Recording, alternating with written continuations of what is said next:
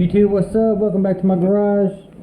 So we got this 2014 1500 Silverado 5.3 liter with VVT. Alright, so I didn't diagnose this one, but somebody else did, and they want me to replace this magnetic VVT actuator, camshaft position sensor. So we're replacing those two, and the VVT control solenoid, which is in the end of the camshaft. It's basically just a bolt. I'm gonna stick y'all down here, and you'll be able to see it better than I can see it. So there's a bolt right there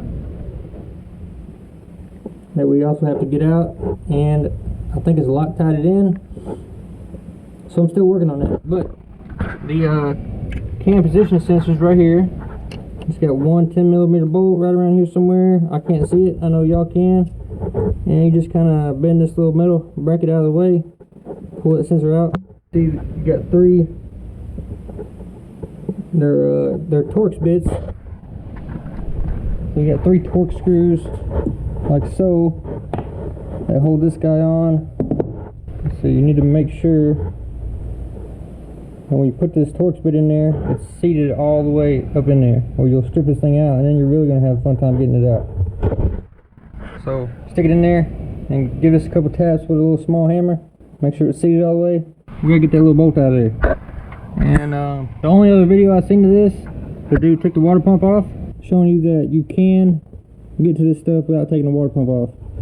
To take the water pump off, you got to take the alternator bracket off to get those two bolts out. So, yeah, just showing you how I'm doing it. You can take the water pump if you want off if you want to, and have to put corn in it and all that. As soon as we get done getting that bolt out, the parts get here, we'll put them in there. So I'll see y'all when the parts show up. We got this deal out here. This is your VVT oil control valve.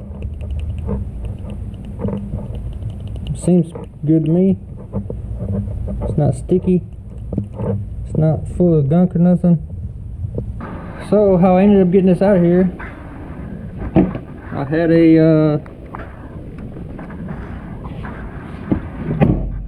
half-inch breaker bar with 24mm socket on it on the crankshaft. This is the only other breaker bar I had. I use this 3/4 with a 24mm socket on this control valve. I got it to break loose just a little bit, and then I was able to get this little stubby 3/8 drive impact in there. So as soon as our new parts get here, we'll throw them in here and we'll be done. Alright, I forgot to video it, but we got a new cam. So we got that new actuator, new cam sensor, and our new oil control valve. What we learned from this is you do not have to take the water pump off to do this job. If you want to take the water pump off, more power to you. Appreciate y'all watching. Don't forget to like, subscribe, comment. Hit me up in the comments below.